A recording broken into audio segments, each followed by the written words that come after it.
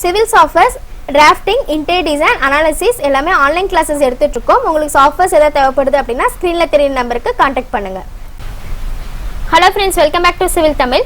இந்த வீடியோவில் நம்ம என்ன பார்க்க போகிறோம் அப்படின்னா ஒரு சிட்டிங் சோஃபா 3dsmaxல எப்படி கிரியேட் பண்ணுறதுன்னு தான் பார்க்க போகிறோம். வீடியோக்குள்ள போகிறதுக்கு முன்னாடி சேனல் சப்ஸ்கிரைப் பண்ணாதீங்க, சப்ஸ்கிரைப் பண்ணிக்கோங்க, கூடவே பெல் பட்டன் கிளிக் பண்ணிக்கோங்க. ஸோ இப்போ நான் என்ன கிரியேட் பண்ணியிருக்கேன்னு பார்த்தீங்கன்னா 3x3க்கு ஒரு பாக்ஸ் கிரியேட் பண்ணியிருக்கேன். ஹைட் ஆல்சோ நம்மளுக்கு வந்து 3 feet வச்சுருக்கேன். நீங்கள் வந்து உங்களுக்கு சிட்டிங் சோஃபா இந்த மாதிரி ஒரு ட்ரெஸ்ஸிங் டேபிளில் உட்கார மாதிரி இந்த மாதிரிலாம் கிரியேட் பண்ணுறீங்க அப்படின்னா எப்போவுமே ஈக்குவல் டிஸ்டன்ஸாக கிரியேட் பண்ணிக்கோங்க. 3 feet 4 feet வைக்கிறீங்க அப்படின்னா எல்லா டைமென்ஷனுமே 3 feet 4 feet இந்த மாதிரி இருக்க மாதிரி பார்த்துக்கோங்க.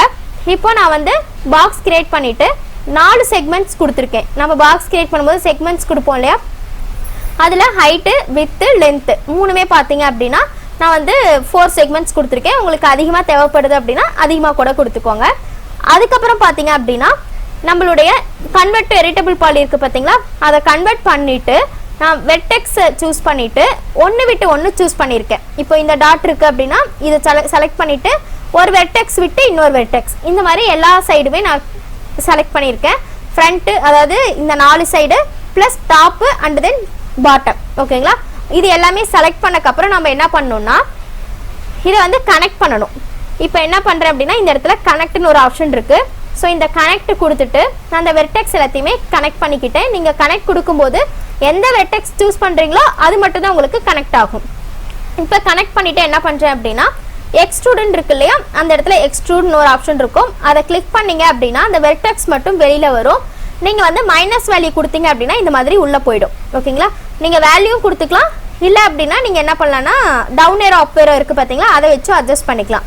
கீழே அட்ஜஸ்ட் பண்ணீங்க அப்படின்னா அந்த சரௌண்டிங் உங்களுக்கு சின்னது பெருசாகும். ப்ளஸ் மேலே இருக்கிறத நீங்கள் வந்து அட்ஜஸ்ட் பண்ணீங்க அப்படின்னா உள்ள வெளியில் ப்ளஸ் ஆர் மைனஸ் இந்த மாதிரி உங்களுக்கு வேல்யூ ஆட் ஆகும். இப்போ நான் இந்த அளவுக்கு கொடுத்துட்டு டிக் கொடுத்துட்றேன். இது நல்லா கவனிச்சுக்கோங்க. இந்த எக்ஸ்ட்ரூட் வந்து உள்ளே வச்சுருக்கேன், அதாவது மைனஸ் வேல்யூ கொடுத்து உள்ளே தள்ளியிருக்கேன். நெக்ஸ்ட்டு பார்த்தீங்க அப்படின்னா இந்த எட்ஜு செலக்ட் பண்ணிக்கிறேன். ஸோ எட்ஜு செலக்ட் பண்ணும்போது உங்களுக்கு ஆட்டோமேட்டிக்காக அந்த வெர்டெக்ஸ் எல்லாம் கனெக்ட் ஆன எட்ஜு மட்டும் ஆட்டோமேட்டிக்காக உங்களுக்கு டிஃபால்ட்டாக செலக்ட் ஆகிடும். செலக்ட் பண்ணிவிட்டு என்ன பண்ணுறேன் அப்படின்னா எக்ஸ்ட்ரூட் கொடுக்குறேன். எக்ஸ்ட்ரூட் கொடுத்துட்டு இப்போ இந்த இடத்துல நம்மளுக்கு 10 இன்ச்சுக்கு எக்ஸ்ட்ரூட் ஆகிருக்கு. நான் வந்து ஒரு 0.5 இன்ச்சு 1 இன்ச்சு ரேஞ்சில் வச்சுக்கோங்க. ஓகேங்களா, ஸோ நான் 0.5 தான் கொடுக்குறேன். அதுக்கப்புறம் இந்த இடத்துல இந்த அளவு குறைச்சிட்றேன். ஓகேங்களா, நீங்கள் அட்ஜஸ்ட் பண்ணி கற்றுக்கிட்டிங்கன்னா உங்களுக்கு ஈஸியாகிடும். டவுனர் அப் வேற கொடுத்தீங்க அப்படின்னா இன்னும் ஈஸியாக இருக்கும். அதுக்கப்புறம் பார்த்தீங்க அப்படின்னா டிக் கொடுத்துட்றேன். இப்போ நம்மளுக்கு ஷார்ப் எட்ஜஸ் இல்லை. ஓகேங்களா, நார்மலாக நம்ம கனெக்ட் கொடுத்து வச்சுருக்கோம், அப்புறம் எக்ஸ்ட்ரூட் பண்ணியிருக்கோம். இப்போ நம்மளுக்கு அந்த ஸ்மூத்னஸ் வேணும் அப்படின்னா மாடிஃபையர் லிஸ்ட்டில் போயிட்டு டர்போ ஸ்மூத் அப்படின்றத கொடுங்க.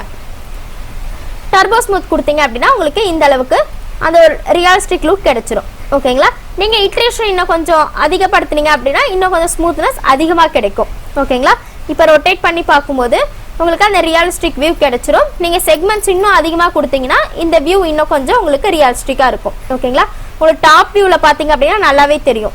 ஓகேங்களா, அந்த சோஃபா லுக்கு உங்களுக்கு கிடைச்சிரும். ஓகேவா, இதே மாதிரி தான் நம்ம வந்து பெட்டோட பேக் ட்ராப் அண்ட் தென் நம்ம சோஃபாவோட பேக் ட்ராப் எல்லாமே இந்த மாதிரி தான் கிரியேட் பண்ணுவோம். ஓகேவா, இந்த வீடியோ டவுட் இருந்துச்சுன்னா கமெண்ட் செக்ஷனில் கமெண்ட் பண்ணுங்கள், வீடியோ ஷேர் பண்ணுங்கள், லைக் பண்ணுங்கள், சேனல் சப்ஸ்கிரைப் பண்ணிக்கோங்க. தேங்க்யூ.